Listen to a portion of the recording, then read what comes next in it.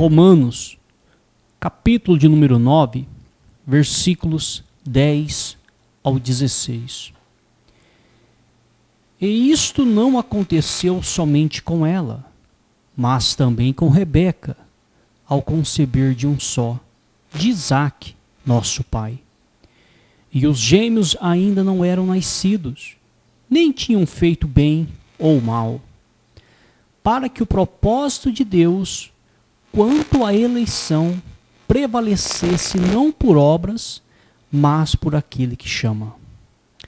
Quando foi dito a Rebeca, o mais velho será servo do mais moço. Como está escrito, amei Jacó, porém desprezei Esaú. Que diremos então? Que Deus é injusto? De modo nenhum. Pois ele diz a Moisés, terei misericórdia de quem eu tiver misericórdia, e terei compaixão de quem eu tiver compaixão. Assim, pois, isto não depende de quem quer ou de quem corre, mas de Deus, que tem misericórdia. Palavra do Senhor Deus. Nós vemos que Deus escolheu Jacó, não com base em alguma coisa que Jacó e Esaú tivessem feito ou fariam no futuro, e sim para executar o cumprimento do propósito de Deus quanto à eleição. Mediante essa escolha, muitos podem questionar se isso é justo. Porém, Deus é justo, pois ninguém merece ser salvo, e a salvação de quem quer que seja se deve unicamente à misericórdia de Deus. A palavra do Senhor Deus descreve que antes da fundação do mundo, antes que o mundo fosse criado, ele já elegeu os seus eleitos e as suas eleitas. Ele fez uma eleição. E no caso de Esaú e Jacó, para que ficasse provado que o processo de eleição é real, nós vemos que o primogênito era Esaú. Então, mediante as leis humanas, mediante o costume da época, a tradição, a cultura daquela época, ela dava os maiores direitos para os primogênitos. Em tese, se um homem tivesse 2 filhos e ele tivesse que deixar a sua herança para os 2, ele dividiria a sua herança em 3, 2 partes ficava para o primogênito e uma parte ficava para o segundo. Então, o primogênito sempre herdava o dobro em relação ao segundo e aí, subsequentemente. Era um costume daquela época. Então, aos olhos humanos, se Deus estabeleceu a sua aliança com Abraão, aos olhos humanos, quem era o primogênito de Abraão? Não era Isaque, era Ismael. O primeiro filho de Abraão foi Ismael, com Agar, e não Isaque com Sara. Primogênito é o primeiro. Mas o propósito de Deus, a aliança de Deus, a eleição de Deus, não estava sobre Ismael. Estava sobre Isaque. E quando Isaac casa-se com Rebeca e ela tem gêmeos em seu ventre, o primeiro era Esaú, o que nasceu primeiro. Então, Esaú era o primogênito. Então, mais uma vez, aos olhos humanos, teria que estar sobre Esaú a promessa, a bênção. Mas Deus disse, olha, eu amei a Jacó e aborreci Esaú. Por quê? Para que o propósito da eleição se cumprisse. Mais uma vez Deus mostrando, olha, comigo, meu amigo e minha amiga, não interessa quem nasceu primeiro, não interessa quem nasceu segundo, não interessa quem nasceu por último, não interessa quem nasceu com a cor branca, com a cor negra, não interessa quem nasceu pobre ou quem nasceu rico, quem nasceu num lar destruído, quem nasceu num lar amoroso, comigo não interessa. O país que você nasceu, a ocasião, o jeito que você veio ao mundo, não interessa. Deus mostra claramente o seguinte, o que interessa é se ele elegeu ou não. Porque se ele elegeu, se ele escolheu, o mundo vai ter que se curvar. O mundo vai ter que aceitar. Então, não é a tradição, não é a cultura, não é o país, não é a vida que a pessoa se encontra. Se ela realmente é uma eleita de Deus, se ele realmente é um eleito de Deus, não importa as circunstâncias que a pessoa se encontra, não importa. Ela pode ter nascido numa família desprovida de tudo. Se ela é uma eleita, Deus vai fazer a diferença na vida dela. Ela pode ter nascido sem nenhuma condição. Ela pode estar nessa vida com o mundo contra ela. O mundo todo pode estar contra ela. O inferno todo pode se levantar contra ela. Se ela é eleita, se ela é escolhida, meu amigo e minha amiga, ninguém segura. Ninguém segura.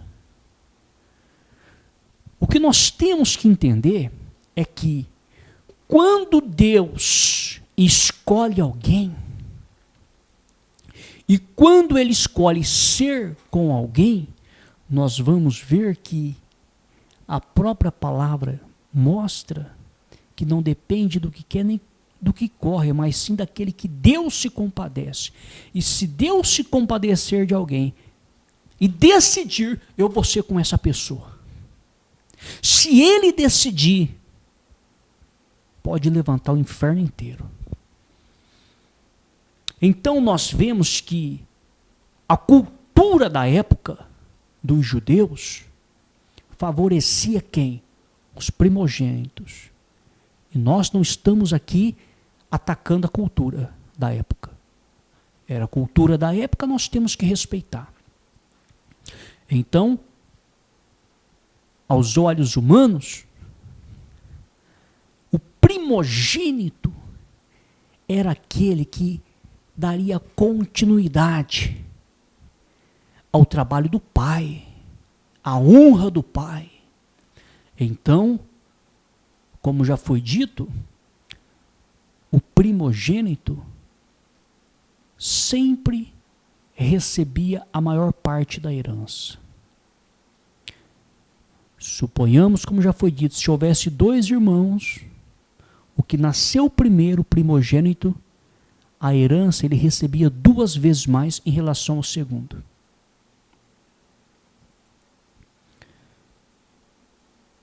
E isso era uma gratificação por ser o primogênito.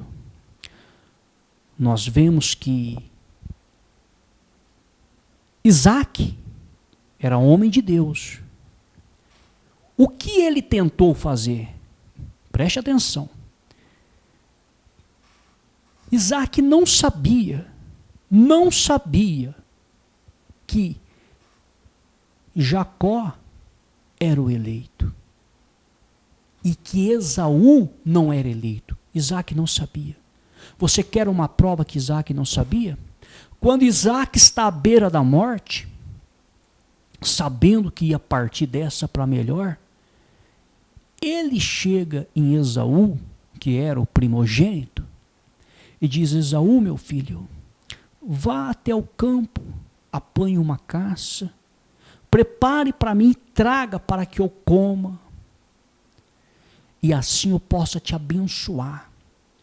Olha Isaac tentando passar adiante a bênção de Deus para que Esaú desse sequência nessa promessa que começou com Abraão, chegou até Isaac, ele queria transferir para Esaú. Por quê? Porque Isaac amava Esaú, porque Esaú era o primogênito, e Esaú era um caçador, a caça era do seu gosto, e ele tinha preferência por Esaú. Agora, meu amigo e minha amiga, mesmo que um pai terreno não tenha preferência por um filho, mas se o Pai Celestial tem preferência, o que prevalece, o que predomina é a preferência do Pai Celestial. O pai terreno Isaac tinha preferência por Esaú e não por Jacó, mas o Pai Celestial tinha preferência por Jacó e não por Esaú. Você quer mais uma prova? Que o fato das pessoas gostarem ou não gostarem não influencia nos propósitos de Deus? Você quer mais uma prova? Preste atenção. Quando Deus diz para Samuel: Samuel, achei um homem segundo o meu coração. Vá até a casa de Jessé e dentre os seus filhos unge para mim um escolhido. Samuel não sabia quem era que seria ungido. Tanto é que quando ele chega na casa de Jessé, Jessé reúne os seus filhos e deixa um para trás. Por que motivo que Jessé deixou um para trás, se o profeta havia dito: reúna todos os seus filhos aqui? Ele fez questão de deixar um para trás. Por quê? Não era amado. Não era amado. Era desprezado até pelo próprio pai. Ele deixou para trás aquele que ele não considerava. Então a palavra de Deus mostra que, mesmo diante de Samuel, quando ele vê Eliabe, que era o primogênito mais velho, Samuel diz: certamente está aqui o ungido, o escolhido. O Senhor diz: Samuel, não é esse. Eu não vejo como o homem vê. E nós sabemos o desfecho da história, e nós vemos que Deus havia escolhido e amado um que o próprio pai terreno menosprezou. Menosprezou. O próprio Jessé menosprezou Davi naquele dia e não o chamou até a mesa para o encontro de Samuel. Mas o Pai Celestial não desprezou ele e não esqueceu dele. O Pai Celestial o escolheu e o elegeu. Já era eleito. Compreende? Então, para que os planos de Deus se cumpram na vida de homens e na vida de mulheres, aqui nessa terra, não depende se a pessoa é reconhecida por seres humanos, não depende se a pessoa é amada por seres humanos, não depende da família em que a pessoa nasceu, não depende da situação que a pessoa vive, não depende do país que ela nasceu, da cor que ela nasceu, o conhecimento que ela tem, a formação que ela tem, não depende de nada disso. Para que os planos de Deus se cumpram na vida de alguém que ele escolheu, só depende de dele.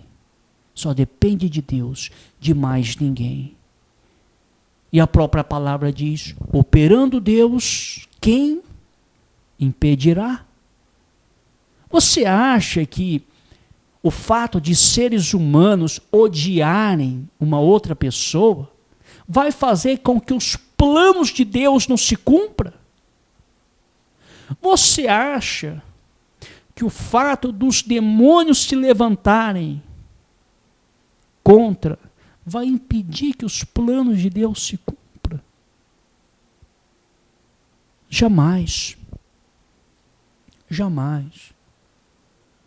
Os planos de Deus não são frustrados. Muitos podem dizer, mas existem muitos planos de Deus que a própria Bíblia mostra que alguns deram errado. Olha, por quê? Porque Deus criou os anjos e olha lá o que aconteceu. Satanás se revoltou, 1/3 se revoltou, foi expulso.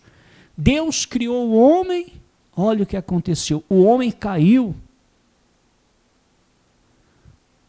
Será que os planos de Deus foram frustrados? Porque a própria palavra de Deus, antes que o mundo fosse formado, já diz que Deus havia elegido alguns para ser salvos e outros não. Deus já sabia que o homem ia cair. Deus já sabia que o homem cairia. Deus já sabia de tudo isso. Deus já sabia que Satanás ia se levantar. Já sabia de tudo. Ele não induziu ao erro, mas ele já sabia. Ninguém pega Deus de surpresa. Ninguém surpreende Deus. Ninguém pode dizer que ele foi pego de surpresa. Porque antes que ele formasse o mundo, se você estudar, você vai ver que toda a história já está escrita por ele. Toda a história. Existem profecias que já descreviam tudo o que ia acontecer.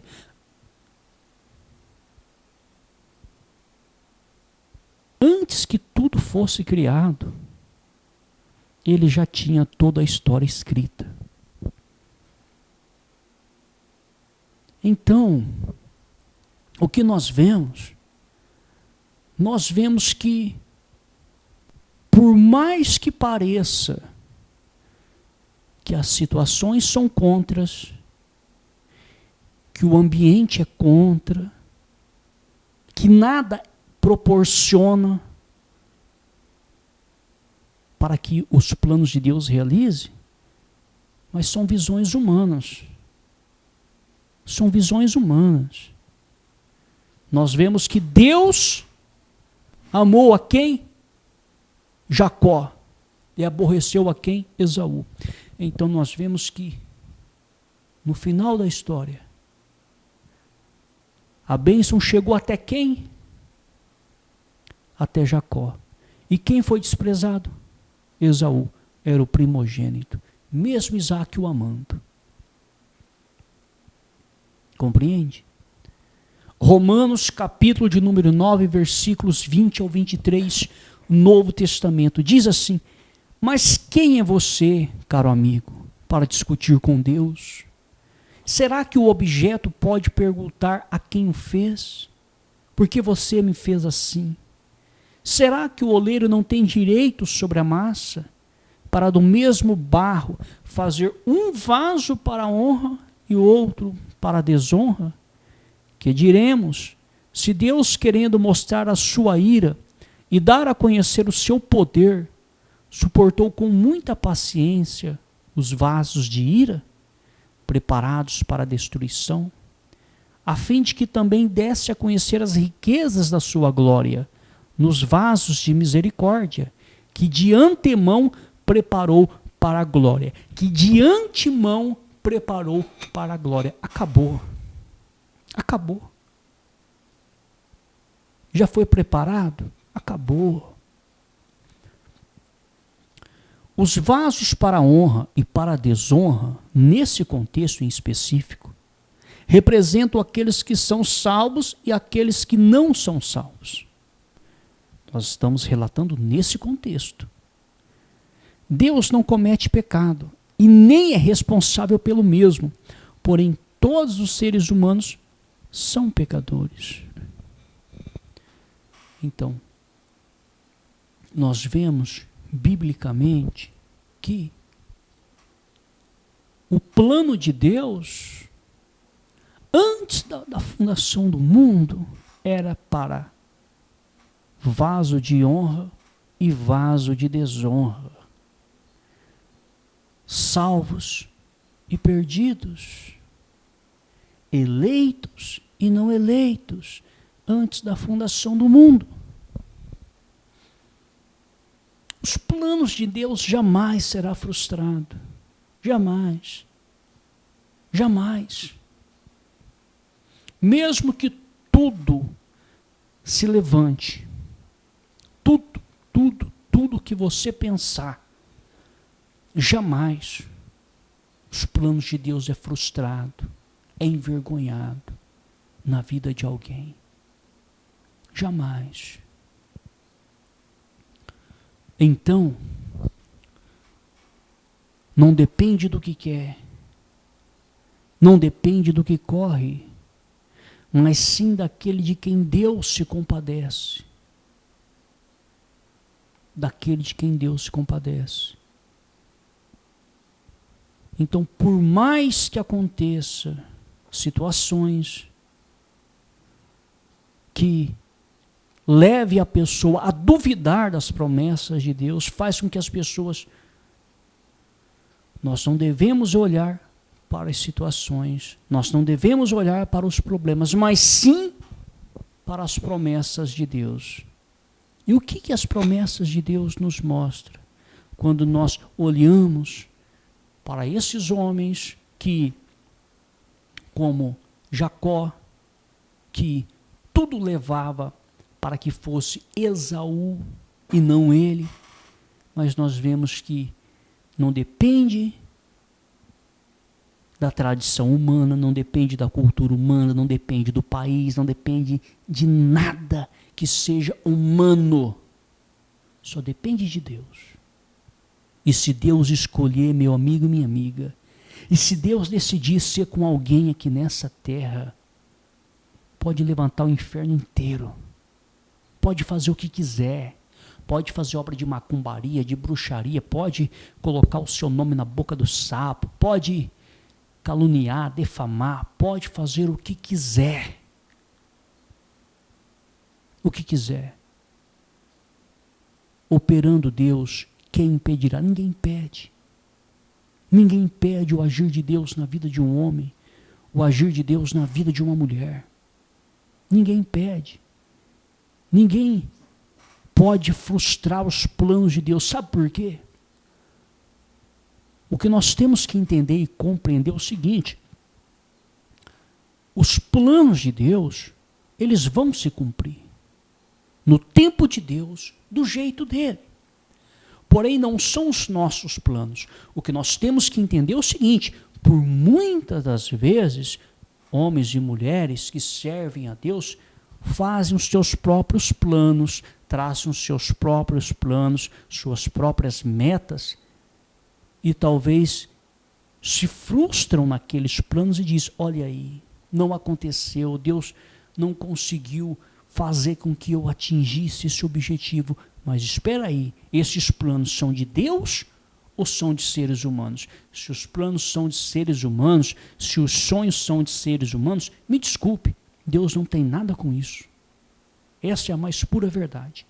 Agora, os sonhos de Deus, os planos de Deus para a vida de um ser que Ele escolhe, está para nascer alguém que vai fazer com que não aconteça. Está para nascer. Está para surgir um ser que vai fazer com que não aconteça, porque não tem como. O que está escrito vai acontecer. Vai acontecer na hora de Deus e do jeito de Deus. Não é na hora do ser humano e do jeito do ser humano. Os planos de Deus vai acontecer do jeito dele, na hora que ele determinou que vai acontecer. Doa quem doer. Doa quem doer, vai acontecer, ponto final. Deus não é homem, nem filho do homem, para que minta ou para que se arrependa. Então é isso que nós temos que entender. É isso que nós temos que carregar conosco e olhar para a palavra de Deus, olhar para as sagradas escrituras, para as promessas de Deus, que Ele cumpriu na vida daqueles que andaram em aliança com Ele e que confiaram nele. E tirar isso como exemplo para nós nos dias de hoje. Nós não devemos nunca duvidar das promessas de Deus e dos planos de Deus. Nunca, jamais devemos duvidar. Esta é a palavra do Senhor Deus.